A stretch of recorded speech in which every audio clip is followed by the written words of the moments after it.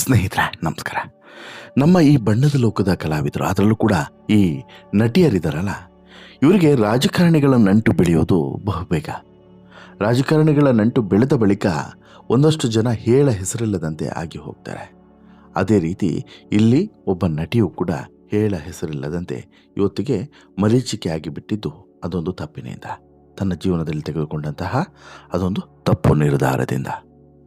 ಇವತ್ತಿಗೆ ಅವರು financially strong ಇರ್ಬೋದು ಮತ್ತು ಹೆಸರಿರ್ಬೋದು, ಏನೇ ಇರ್ಬೋದು, ಆದರೆ ಆಕೆ ತೆಗೆದುಕೊಂಡಂಥ ಒಂದೇ ಒಂದು ತಪ್ಪು ನಿರ್ಧಾರ ಇವತ್ತು ಆಕೆಯ ಬದುಕನ್ನೇ ಒಂದು ರೀತಿಯಲ್ಲಿ ಬರ್ಬಾದ್ ಮಾಡಿ ಹಾಕಿದೆ. ಬಣ್ಣದ ಲೋಕದ ಜರ್ನಿಗೆ ಒಂದು ರೀತಿಯಲ್ಲಿ ಭಾರಿ ಡಿಸ್ಟರ್ಬ್ ಆಗಿದೆ ಅಂತಲೂ ಕೂಡ ಹೇಳ್ಬೋದು. ಎಷ್ಟೇ ವಾಪಸ್ ಬರುವಂಥ ಪ್ರಯತ್ನವನ್ನು ಮಾಡಿದ್ರೂ ಕೂಡ ಅದಾಗ್ತಿಲ್ಲ. ನಾನು ಯಾರ ಬಗ್ಗೆ ಮಾತನಾಡ್ತಿದ್ದೀನಿ ಬಹುಶಃ ನಿಮಗೆ ಗೊತ್ತಾಗಿರ್ಬೋದು, ಅದೇ ರಾಧಿಕಾ ಕುಮಾರಸ್ವಾಮಿ ಅವರ ಬಗ್ಗೆ. ಹೌದು, ಇವತ್ತಿಗೆ ಕನ್ನಡದ ಪ್ರಸಿದ್ಧ ನಟಿ, ನಿರ್ಮಾಪಕಿ, ಡ್ಯಾನ್ಸರ್, ಜೊತೆಗೆ ಮಾನವೀಯ ಮೌಲ್ಯವುಳ್ಳಂತಹ ಒಬ್ಬ ಒಳ್ಳೆ ವ್ಯಕ್ತಿ ಎನ್ನುವಂತಹ ಹೆಸರನ್ನು ಸಂಪಾದನೆ ಮಾಡಿರುವಂಥ ರಾಧಿಕಾ ಕುಮಾರಸ್ವಾಮಿ ಆಗಿದ್ದು ಮತ್ತು ಕುಮಾರಸ್ವಾಮಿ ಆದ ಬಳಿಕ ಅವರ ಜೀವನದಲ್ಲಾದಂತಹ ಬದಲಾವಣೆ ಇವೆಲ್ಲವೂ ಕೂಡ ಭಾರಿ ರೋಚಕವಾದಂಥದ್ದು. ಹಾಗಾದರೆ ಅವರ ಬದುಕಿನಲ್ಲಿ ಈಡೇರಾದಂತಹ ಒಂದಷ್ಟು ಕನಸುಗಳಿದ್ದಾವೆ. ಆ ಕನಸುಗಳೇನು, ಅವರ ಬದುಕು ಯಾಕೆ ಹಳಿ ತಪ್ಪಿತು, ಜೊತೆಗೆ ಈಗ ಹೇಗಿದ್ದಾರೆ, ಏನು ಮಾಡ್ತಿದ್ದಾರೆ ಅನ್ನುವಂಥ ಇಂಟ್ರೆಸ್ಟಿಂಗ್ ಮಾಹಿತಿಯನ್ನು ಹೊತ್ತಿರುವಂಥ ವಿಡಿಯೋ ಇದು. ಸೊ ದಟ್ ಕೊನೆವರೆಗೂ ಈ ವಿಡಿಯೋವನ್ನು ನೋಡಿ ನಂತರ ನಿಮ್ಮ ಅಭಿಪ್ರಾಯವನ್ನು ಕಮೆಂಟ್ ಮಾಡಿ ತಿಳಿಸಿ. ಜೊತೆಗೆ ಚಾನಲ್ಗೆ ಸಬ್ಸ್ಕ್ರೈಬ್ ಆಗೋದನ್ನು ಕೂಡ ಮರಿಬೇಡಿ ಅಂತೇಳಿ ಹೇಳ್ತಾ, ರಾಧಿಕಾ ಕುಮಾರಸ್ವಾಮಿ ಯಾರಿಗೆ ತಾನೇ ಗೊತ್ತಿಲ್ಲ ಹೇಳಿ. ಅದ್ಭುತವಾದಂತಹ ನಟಿ, ಅದ್ಭುತವಾದಂಥ ಡ್ಯಾನ್ಸರ್, ಜೊತೆಗೆ ಆಕೆ ನಟಿಸಿದಂತಹ ಬಹುತೇಕ ಸಿನಿಮಾಗಳು ಸೂಪರ್ ಹಿಟ್ ಸಿನಿಮಾಗಳೇ. ಒಂದು ಕಾಲದಲ್ಲಿ ಮೋಸ್ಟ್ ಡಿಮ್ಯಾಂಡ್ ಇದ್ದಂತಹ ನಟಿಯೂ ಕೂಡ ಹೌದು. ಒಂದು ಕಡೆ ರಾಧಿಕಾ, ಮತ್ತೊಂದು ಕಡೆ ರಮ್ಯಾ. ಇವರಿಬ್ಬರು ಕೂಡ ಒಂದು ರೀತಿಯಲ್ಲಿ ಉತ್ತರ ದಕ್ಷಿಣ ಇದ್ದ ರೀತಿಯಲ್ಲಿ ಕನ್ನಡ ಚಿತ್ರರಂಗದ ಎರಡು ಕಣ್ಣುಗಳು ಅನ್ನೋ ರೀತಿಯಲ್ಲೂ ಕೂಡ ಇದ್ದರು. ಇಬ್ಬರಿಗೂ ಕೂಡ ಅಷ್ಟೇ ಡಿಮ್ಯಾಂಡ್ ಇತ್ತು. ಆದರೆ ಇಬ್ಬರು ಕೂಡ ತಮ್ಮ ಜೀವನದಲ್ಲಿ ಕೆಲವೊಂದಷ್ಟು ತಪ್ಪು ನಿರ್ಧಾರಗಳನ್ನು ತೆಗೆದುಕೊಂಡಿದ್ದೇ ಈಗ ಕನ್ನಡ ಚಿತ್ರರಂಗದಿಂದನೂ ಕೂಡ ಮತ್ತು ಬಣ್ಣದ ಲೋಕದಿಂದನೂ ಕೂಡ ದೂರ ಉಳಿಯುವಂತೆ ಮಾಡ್ತು ಅಂತಲೂ ಕೂಡ ಹೇಳಬಹುದು. ರಾಧಿಕಾ ವಿಚಾರಕ್ಕೆ ಬರೋದಾದರೆ, ರಮ್ಯಾ ವಿಚಾರವನ್ನು ಇನ್ನೊಂದು ದಿನ ಹೇಳ್ತೇನೆ ನಿಮಗೆ. ಇವತ್ತು ರಾಧಿಕಾ ವಿಚಾರವನ್ನು ಹೇಳೋದಾದರೆ, ಇವತ್ತು ರಾಧಿಕಾ ಕುಮಾರಸ್ವಾಮಿ ಆಗಿದ್ದಾರೆ. ಆದರೆ ಅವತ್ತಿಗೆ ರಾಧಿಕಾ ಅಷ್ಟೇ. 1986 ನವೆಂಬರ್ 12 ದಕ್ಷಿಣ ಕನ್ನಡ ಜಿಲ್ಲೆಯ ಮಂಗಳೂರಿನಲ್ಲಿ ಹುಟ್ಟುವಂತಹ ರಾಧಿಕಾ ಕುಮಾರಸ್ವಾಮಿ ಅವರ ತಂದೆ ದೇವರಾಜ್, ತಾಯಿ ಸುರೇಖಾ. ಈ ದಂಪತಿಯ ಇಬ್ಬರು ಮಕ್ಕಳಲ್ಲಿ ಎರಡನೆಯವರಾಗಿ ಹುಟ್ಟಿದ್ದೇ ರಾಧಿಕಾ ಅವರು. ಇವರಿಗೆ ರವಿರಾಜ್ ಅನ್ನುವಂಥ ಅಣ್ಣ ಇದ್ದಾರೆ. ಇವರದ್ದು ತುಳು ಭಾಷೆ ಮಾತನಾಡುವಂಥ ಕುಟುಂಬ. ಓದಿದ್ದು 9ನೇ ಕ್ಲಾಸ್ವರೆಗೆ ಮಾತ್ರ. ಇನ್ನು ರಾಧಿಕಾ ಅವರಿಗೆ ಚಿಕ್ಕ ಇರ್ತಾನೆ ಡ್ಯಾನ್ಸ್, ಆ್ಯಕ್ಟಿಂಗ್ ಅಂತ ಹೇಳಿದ್ರೆ ತುಂಬ ಇಷ್ಟ. ಮನೆಯಲ್ಲಿ ಕನ್ನಡಿ ಮುಂದೆ ನಿಂತು ಡ್ಯಾನ್ಸನ್ನು ಮಾಡೋದು, ಆ್ಯಕ್ಟ್ ಮಾಡೋದು ಇವೆಲ್ಲವೂ ಕೂಡ ಮಾಡ್ತಾ ಇರ್ತಾರೆ. 9ನೇ ತರಗತಿಯವರೆಗೆ ಓದಿದಂಥ ರಾಧಿಕಾ ಅವರು ನಂತರ ಸಿನಿಮಾ, ಮಂಗಳೂರಿಂದ ಬೆಂಗಳೂರಿಗೆ ಶಿಫ್ಟ್ ಆದಂತಹ ಈಕೆ ಅಲ್ಲಿಗೆ ನಿಂತು ಬಿಡುತ್ತೆ. ಮಾಲುಶ್ರೀ 2000 ಇಸ್ವಿಯಲ್ಲಿ ಶ್ರೀದೇವಿ ಇವರಿಗೆ ಮೊದಲ ಸಿನಿಮಾ ರಂಗದಲ್ಲಿ ಆಫರ್ ಕೂಡ ಎಂಟ್ರಿಯನ್ನು ಪಡೆದು ದೊಡ್ಡ ಹೆಸರನ್ನು ಸಂಪಾದನೆ ಮಾಡಬೇಕು ಅನ್ನುವಂಥ ಕನಸನ್ನು ಇಟ್ಕೊಂಡು ಬಂದಂಥವ್ರು. ಇನ್ನು ರಾಧಿಕಾ ಅವರಿಗೆ ತಾಯಿ ಸುರೇಖಾ ಅವರ ಸಪೋರ್ಟ್ ಕೂಡ ಇತ್ತು. ಈ ನಡುವೆ ಈ ರೂಪತಾರ ಮ್ಯಾಗಝಿನ್ನ ಗಣಪತಿ ಅನ್ನೋರು ಒಂದು ಫೋಟೋಶೂಟನ್ನು ನಡೆಸುವಂತೆ ರಾಧಿಕೆಗೆ ಸಲಹೆ ಕೂಡ ಕೊಡ್ತಾರೆ. ಅದರಂತೆ ಮಾಡರ್ನ್ ಡ್ರೆಸ್ಗಳನ್ನು ಹಾಕ್ಕೊಂಡು ರಾಧಿಕಾ ಫೋಟೋಶೂಟ್ ಕೂಡ ಮಾಡಿಸ್ತಾರೆ. ಈ ಫೋಟೋಗಳನ್ನು ನೋಡಿದಂತಹ ನಿರ್ದೇಶಕ ರಾಜ್ ಕಿಶೋರ್ ತಮ್ಮ ನೀಲ ಮೇಘ ಶ್ಯಾಮ ಸಿನಿಮಾದಲ್ಲಿ ಈಕೆಯೇ ಹೀರೋಯಿನ್ ಅಂತೇಳ್ಬಿಟ್ಟು ಡಿಸೈಡ್ ಆಗ್ತಾರೆ. ಸ್ಕ್ರೀನ್ ಟೆಸ್ಟ್ ಕೂಡ ತೆಗೆದುಕೊಳ್ಳಲಿಲ್ಲ. ಇದರ ಬೆನ್ನಲ್ಲೇ ಶಾಲೆ ಬಿಟ್ಟಂತ ರಾಧಿಕಾ ನಾನಾ ಕನಸುಗಳನ್ನು ಹೊತ್ತು ಬೆಂಗಳೂರಿಗೆ ಬಂದು ನೀಲಮೇಘ ಸಿನಿಮಾ 2000ನೇ ಇಸ್ವಿ ನೀಲಮೇಘ ಶ್ಯಾಮದಲ್ಲಿ ಸಂದರ್ಭದಲ್ಲಿ ನಟಿಸ್ತಾರೆ. ಈಕೆ ಒಪ್ಕೊಂಡಂತ ಜೋಡಿಯಾಗಿ ನಟಿಸ್ತಾರೆ. ಸೂಪರ್ ಹಿಟ್ ಆದಂತ ಬಳಿಕ ವಿಜಯ ರಾಘವೇಂದ್ರ ಇನ್ನೂ ಕೆಲವೊಂದು ನಿನಗಾಗಿ ಈಕೆ ಸೈನ್ ಕೂಡ ಹಾಕಿದ್ಲು. ಇದೇ ಸಮಯದಲ್ಲಿ ರಾಧಿಕಾ ಅವರ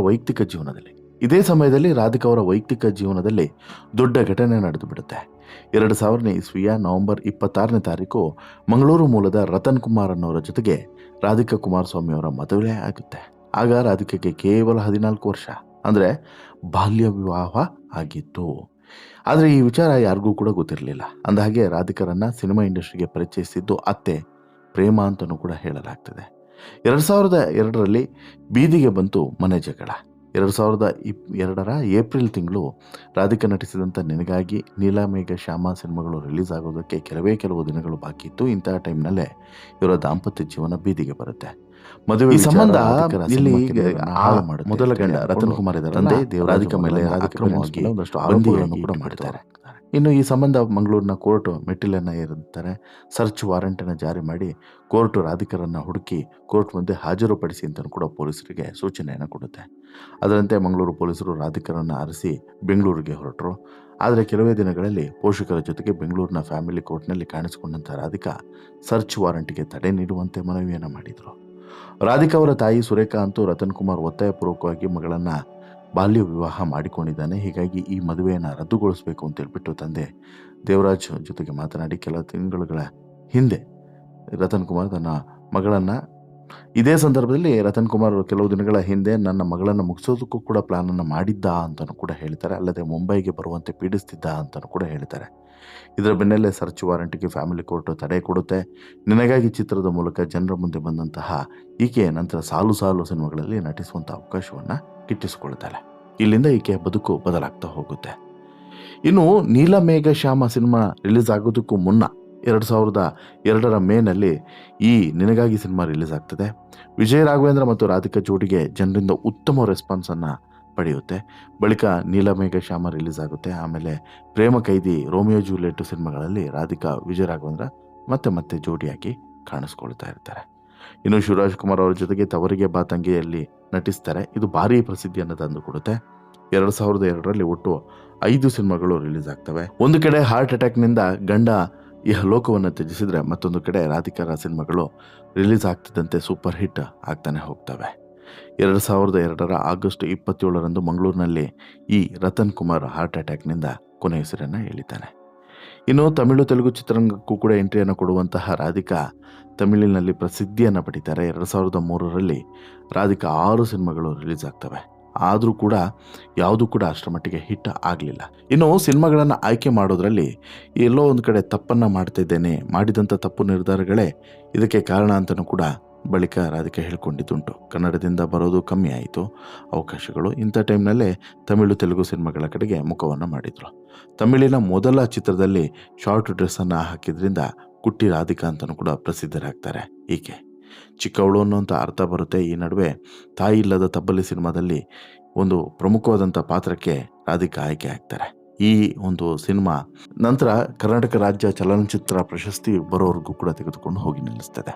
ಇದಾದ ಬಳಿಕ ಅನಾಥರು ಸಿನಿಮಾದ ವಿತರಕರ ಹಕ್ಕನ್ನು ಪಡೆದು ಸಿನಿಮಾ ಡಿಸ್ಟ್ರಿಬ್ಯೂಷನ್ ಅನ್ನು ಕೂಡ 2006ರಲ್ಲಿ ಡಿಸ್ಟ್ರಿಬ್ಯೂಷನ್ ಶಿಪ್ ಅನ್ನು ಕೂಡ ಶುರು ಮಾಡ್ತಾರೆ. ಇದಾದ ಬಳಿಕ 2006ರಲ್ಲಿ ಕುಮಾರಸ್ವಾಮಿ ಜೊತೆಗೆ ಮದುವೆ ಆಗಿದೆ, ಒಬ್ಳು ಮಗಳು ಕೂಡ ಇದ್ದಾರೆ ಅನ್ನುವಂಥ ವಿಚಾರ ಬೆಳಕಿಗೆ ಬರ್ತದೆ. 2010ರಲ್ಲಿ ಈ ವಿಚಾರ ಬೆಳಕಿಗೆ ಬರುತ್ತೆ. 2007ರವರೆಗೆ ಹಲವು ಸಿನಿಮಾಗಳಲ್ಲಿ ನಟಿಸಿದಂಥ ರಾಧಿಕಾ ಕುಮಾರಸ್ವಾಮಿ ಬಳಿಕ ಇದ್ದಕ್ಕಿದ್ದಂತೆ ನಟನೆಯಿಂದ ದೂರ ಉಳಿದು ಬಿಡ್ತಾರೆ.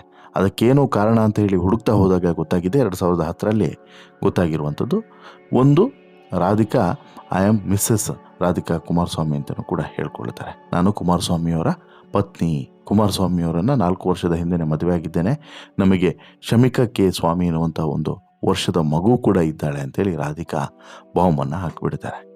ಇದು ಕುಮಾರಸ್ವಾಮಿ 2ನೇ ಮದುವೆ ವಿಚಾರ ದೊಡ್ಡ ಕೋಲಾಹಲವನ್ನೇ ಸೃಷ್ಟಿಸಿ ಬಿಡುತ್ತಾರೆ. 3 ಒಟ್ಟಾಗಿರೋ ಫೋಟೋ ಕೂಡ ಮಾಧ್ಯಮಗಳಲ್ಲಿ ಹರಿದಾಡಿ ಬಿಡುತ್ತದೆ. ಈ ಟೈಮ್ಗೆ ಕುಮಾರಸ್ವಾಮಿ ಸಂಸದರಾಗಿದ್ದರು. ಅವರನ್ನು ಕೇಳಿದರೆ ಈಗ ಏನೂ ಕೂಡ ಮಾತನಾಡಲ್ಲ, ಟೈಮ್ ಬಂದಾಗ ಮಾತನಾಡ್ತೀನಿ ಅಂತಲೂ ಕೂಡ ಹೇಳಿದ್ರು. ಮತ್ತೊಂದು ಸಲ ಪ್ರತಿಕ್ರಿಯಿಸುವಾಗ ಇದು ಪರ್ಸನಲ್ ವಿಚಾರ, ಕುಟುಂಬಸ್ಥರ ಜೊತೆಗೆ ಕೂತು ಬಗೆಹರಿಸ್ಕೊಳ್ತೇನೆ ಅಂತಲೂ ಕೂಡ ಹೇಳ್ತಾರೆ. 2011 ಕಾನೂನು ಸಂಕಷ್ಟದಿಂದ ಈ ಎಚ್ ಡಿ ಕುಮಾರಸ್ವಾಮಿ ಪಾರಾಗುವಂಥ ಸಂದರ್ಭ ಅದು. ಏನು, ಮೊದಲ ಹೆಂಡತಿ ಇದ್ರೂ ಕೂಡ ಕುಮಾರಸ್ವಾಮಿ 2ನೇ ಮದುವೆ ಆಗಿದ್ದು ಕಾನೂನಿನ ಪ್ರಕಾರ ತಪ್ಪು. ಆದರೆ ಇಲ್ಲಿ ಇದನ್ನೇ ಇಟ್ಕೊಂಡು ಬೆಂಗಳೂರಿನ ವಕೀಲರೊಬ್ಬರು 2011ರಲ್ಲಿ ಹೈಕೋರ್ಟ್ ಮೆಟ್ಟಿಲನ್ನೇ ಏರ್ತಾರೆ. HDKಗೆ 7 ವರ್ಷ ಜೈಲು ಮತ್ತು ದಂಡ ಶಿಕ್ಷೆ ಆಗಬೇಕು ಅಂತಲೂ ಕೂಡ, ಹಾಗೆಯೇ ಸಂಸದ ಸ್ಥಾನದಿಂದ ಅನರ್ಹ ಮಾಡಬೇಕು ಅಂತಲೂ ಕೂಡ ಮನವಿಯನ್ನು ಮಾಡ್ತಾರೆ. ಆದರೆ ರಾಧಿಕಾಗೂ ಕುಮಾರಸ್ವಾಮಿಗೂ ಮದುವೆ ಆಗಿದೆ ಅನ್ನೋದನ್ನು ಸಾಬೀತುಪಡಿಸೋದಕ್ಕೆ ಅವರ ಬಳಿ ಸಾಕ್ಷಿ ಇರಲಿಲ್ಲ. ಇದೇ ವಿಚಾರವನ್ನು ಉಲ್ಲೇಖಿಸಿದಂಥ ಕೋರ್ಟ್ ಅರ್ಜಿಯನ್ನು ವಜಾ ಮಾಡಿತು. ಈ ಮೂಲಕ ಕುಮಾರಸ್ವಾಮಿಗೆ ಬಿಗ್ ರಿಲೀಫ್ ಆವತ್ತು ಸಿಕ್ತು. ಇದಾದ ಬಳಿಕ ರಾಧಿಕಾ ಹೆಸರಿನಲ್ಲಿ ಕುಮಾರಸ್ವಾಮಿ ಅಕ್ರಮ ಆಸ್ತಿ ಮಾಡಿದ್ದಾರೆ ಅನ್ನುವಂಥ ಆರೋಪವೂ ಕೂಡ ಕೇಳಿ ಬಂತು. ಆದರೆ ಅದು ಸಹ ಸಾಬೀತಾಗಲಿಲ್ಲ. ಕುಮಾರಸ್ವಾಮಿ ರಾಧಿಕಾ ಭೇಟಿಯಾಗಿದ್ದೇ HDK ಬಗ್ಗೆ ಒಂದಷ್ಟು ವಿಚಾರಗಳು ಕೂಡ, ಬೇರೆ ಬೇರೆ ವಿಚಾರಗಳು ಕೂಡ ಬರೋದಕ್ಕೆ ಶುರುವಾಯಿತು.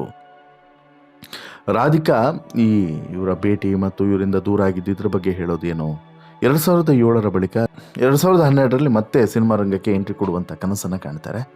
ಅದಕ್ಕೆ ಪೂರಕವಾಗಿ ಸಿನಿಮಾ ನಿರ್ಮಾಣ ಮಾಡುವಂಥ ಒಂದು ಕಾರ್ಯಕ್ಕೂ ಕೂಡ ಕೈ ಹಾಕ್ತಾರೆ. ಸಿನಿಮಾ ರಂಗಕ್ಕೆ ಎಂಟ್ರಿ ಆಗೋದ್ರ ಮೂಲಕ ಒಂದು ಮಾಧ್ಯಮಕ್ಕೆ ಸಂದರ್ಶನವನ್ನು ಕೊಡುವಂಥ ವೇಳೆಯಲ್ಲಿ ಕೆಲವೊಂದಷ್ಟು ವಿಚಾರಗಳನ್ನು ಕೂಡ ಹೇಳ್ತಾರೆ. ಕುಮಾರಸ್ವಾಮಿ ನಿಮ್ಮ ಜೀವನದಲ್ಲಿ ಬಂದಿದ್ದು ಹೇಗೆ ಅಂತೇಳಿ ಕೇಳಿದಾಗ ದೇವರು ಹಣೆಯಲ್ಲಿ ಬರೆದು ಬಿಟ್ಟಿದ್ದಾನೆ, ಅದನ್ನು ಯಾರು ಚೇಂಜ್ ಮಾಡೋಕ್ಕೂ ಆಗಲ್ಲ. ಕುಮಾರಸ್ವಾಮಿಯನ್ನು ಏನಂತೇಳಿ ಕರೀತೀರಾ ಅಂತೇಳಿ ಕೇಳಿದ್ರೆ ರೀ ಅಂತಲೇ ಕರಿತೀನಿ ಅಂತಲೂ ಕೂಡ ಹೇಳಿರ್ತಾರೆ.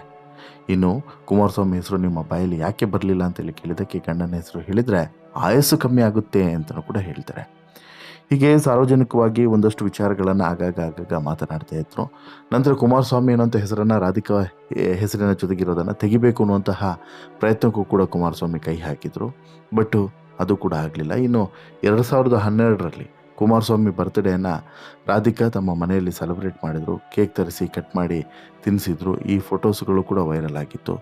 ಇನ್ನು ಪ್ರತಿ ವರ್ಷ ತಮ್ಮ ಬರ್ತ್ಡೇಗೆ ಕುಮಾರಸ್ವಾಮಿ ವಿಶ್ ಮಾಡ್ತಾರೆ ಅಂತಲೂ ಕೂಡ ರಾಧಿಕಾ ಹೇಳಿಕೊಂಡಿದ್ದರು.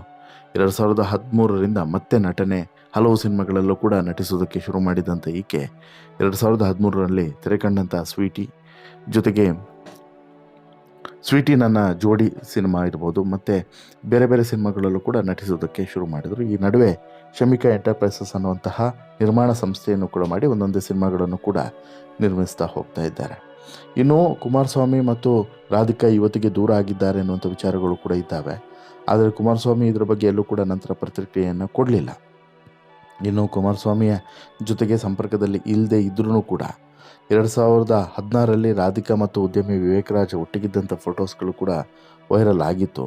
ಮತ್ತೆ ಮದುವೆ ಆಗಿದ್ದಾರೆ ಅನ್ನೋಂಥ ಮಾತುಗಳು ಕೂಡ ಕೇಳಿ ಬಂದಿತ್ತು. ನಂತರ ಅದು ಕೂಡ ಅಲ್ಲಿಗೆ ಸೈಲೆಂಟ್ ಆಯಿತು. ಬಟ್ ಏನೇ ಇದ್ರೂ ಕೂಡ ಕುಮಾರಸ್ವಾಮಿಯ ಮದುವೆಯ ನಂತರ ರಾಧಿಕಾ ಅವರ ಬದುಕು ಕಂಪ್ಲೀಟಾಗಿ ಬದಲಾಯಿತು. ಒಂದು, ಫೈನಾನ್ಷಿಯಲಿ ರಾಧಿಕಾ ಸ್ಟ್ರಾಂಗ್ ಆದರು, ಬಟ್ಟು ಈ ಬಣ್ಣದ ಲೋಕದ ನಂಟು ಮಾತ್ರ ಕಂಪ್ಲೀಟಾಗಿ ಹಳ್ಳ ಹತ್ತೋದಕ್ಕೆ ಈ ಮದುವೆ ಕಾರಣ ಆಯಿತು ಅನ್ನೋದರಲ್ಲಿ ಡೌಟೇ ಇಲ್ಲ. ವಾಟ್ ಎವರ್, ಇವತ್ತಿಗೆ ಒಬ್ಬ ನಟಿಯಾಗಿ, ನಿರ್ಮಾಪಕಿಯಾಗಿ ಮತ್ತು ಈ ತನ್ನ ಜೀವನವನ್ನು ತನ್ನದೇ ರೀತಿಯಲ್ಲಿ ನಡೆಸ್ಕೊಂಡು ಹೋಗ್ತಾ ಇದ್ದಾರೆ ರಾಧಿಕಾ ಕುಮಾರಸ್ವಾಮಿ ಅವರು. ವಾಟ್ ಎವರ್, ರಾಧಿಕಾ ಕುಮಾರಸ್ವಾಮಿ ಅವರ ಬದುಕು ಈ ರೀತಿ ಆಗಿದ್ದರ ಬಗ್ಗೆ ನಿಮ್ಮ ಅಭಿಪ್ರಾಯ ಏನು? ದಯವಿಟ್ಟು ನಿಮ್ಮ ಅಭಿಪ್ರಾಯವನ್ನು ಕಮೆಂಟ್ ಮಾಡಿ ತಿಳಿಸಿ. ಜೊತೆಗೆ ಈ ಸ್ಟೋರಿ ಇಷ್ಟ ಆಯಿತು ಅಂತ ಹೇಳಿದ್ರೆ ಲೈಕ್ ಮಾಡಿ, ಶೇರ್ ಮಾಡಿ, ಚಾನಲ್ಗೆ ಸಬ್ಸ್ಕ್ರೈಬ್ ಆಗೋದನ್ನು ಮರಿಬೇಡಿ.